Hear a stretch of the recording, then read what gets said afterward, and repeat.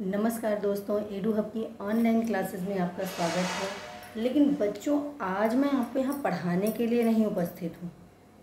आज इस summer vacation में मैं आपको कुछ ऐसा बताना चाहती हूँ। और समर वेकेशन ये जान लीजिए कि छुट्टियाँ सिर्फ आपको मौज मस्ती या आनंद के लिए नहीं होती। छुट्टियाँ इसलिए भी होती हैं कि आप आगे बढ़ने के लिए किसी रुझान की तरफ बढ़िए, कोई एक जोश पैदा हो आपके अंदर।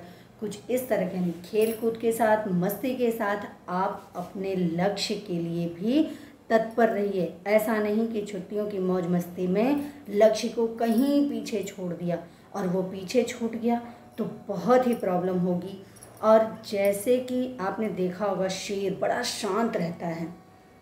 शांति के साथ साथ वो शेर कभी पूरे टाइम नहीं दहाड़ता, जंगल में पूरे टाइम घूमता नहीं रहता है, लेकिन अपने लक्ष्य को पाने के लिए वह तत्पर जरूर रहता है, एकाग्रचित्त जरूर रहता है। तो मैं आपसे यही कहना चाहूँगी कि अपने लक्ष्य को पाने के लिए हमेशा एकाग्रचित्त और तत्पर रहें। शेर जब अपने शिकार को देखता है तो झपट्टा मारता है दहाड़ के और उसको हासिल कर लेता है। उसी प्रकार एक शेर की भांति आपको भी अपने लक्ष्य को पाना है और किसी भी अड़चनों से, किसी भी मुसीबत से, किसी भी परेशानी से पीछे नहीं हटना। पता चला कि आज ये दिक्कत आ गई, कल ये दिक्कत आ गई, बस इस सब से परेशान होकर छोड़ दिया, ऐसा नहीं होना चाहिए। आपको अगर आगे बढ़ना है, अपने लक्ष्य को प्राप्त करना है, तो जी जान से जुट जाओ और करके दिखा दो कि कोई भी मुसीबत, कोई भी चुनौती हमारा कुछ भी नहीं बिगाड़ सकती। हम जो चाहते हैं वो करके दिखाएंगे। बगुला तालाब में बैठा होता है बच्चों। जब वह तालाब में बैठा होता है तो ऐसी अवस्था में बैठा होता है जैसे मद्रालस, बिल्कुल आलस से भरा हुआ है। ऐसे कभी कभी ये लगता है कि वो जीवित है या नहीं है, इस तरह की भावना मन में आती है। लेकिन वह क्यों ऐसे बैठा रहता है?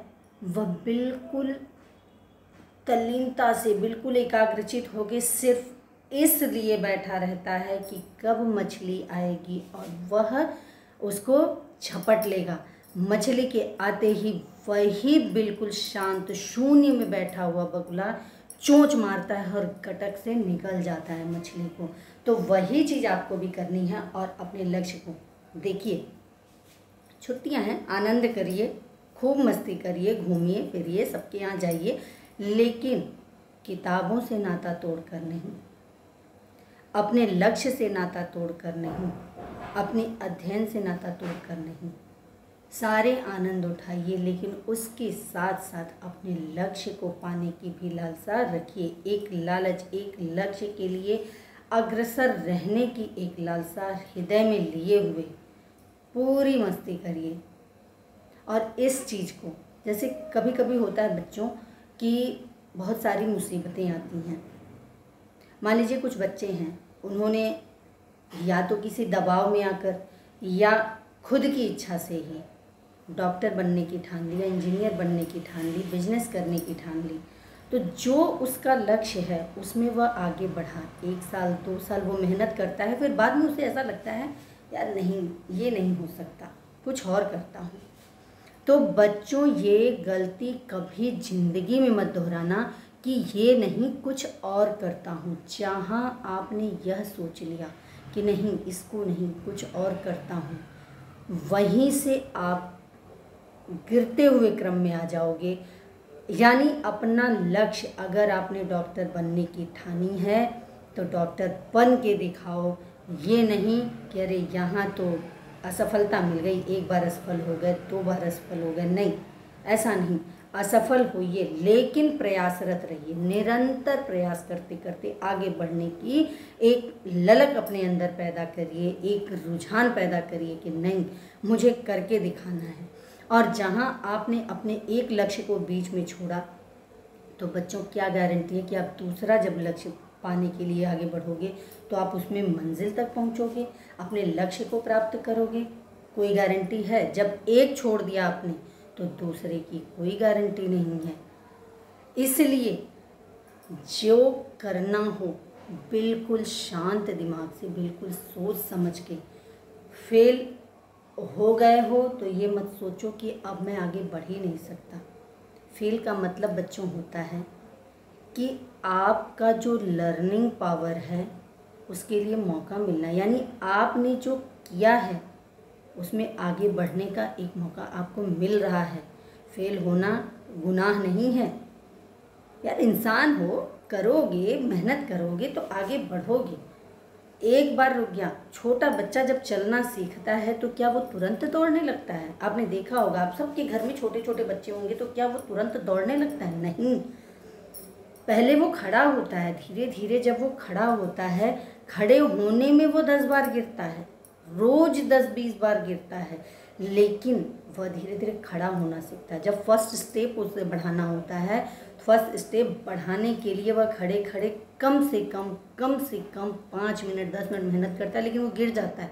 पैर तो नहीं उठता, स्टेप नहीं बढ़ता उसका, लेकिन वो गिर जरूर जाता है। लेकिन वही बच्चा धीरे धीरे धीरे धीरे धीरे धीरे करके चलने भी लगता है, दौड़ने भी लगता है। शायद वो बहुत बड़ा रेसलर हो जाए, दौड़ में आगे निकल जाए, खेल में आगे निकल जाए, स्पोर्ट्स में आगे निकले, डॉक्टर बने, इंजीनियर बने। क्या पता कि जो बच्चा खड़ा नहीं हो पा रहा वो कुछ नहीं करेगा, ऐसा तो नहीं है। तो इसी प्रकार से आपको अपने लक्ष्य को प्राप्त करने के लिए जी जान से जुट जाना है और कभी भी निराश नहीं होना है। निराश होने वाला व्यक्ति, यानी ये सोचना, हम ह्यूमन नेचर है बच्चों कि हम सोचते हैं, ये लगता है नहीं यहाँ किस्मत ने साथ नहीं दिया, होता है, ऐसा है, हमारे साथ भी है, आपके साथ भी है कि यहाँ किस्मत ने साथ नहीं दिया।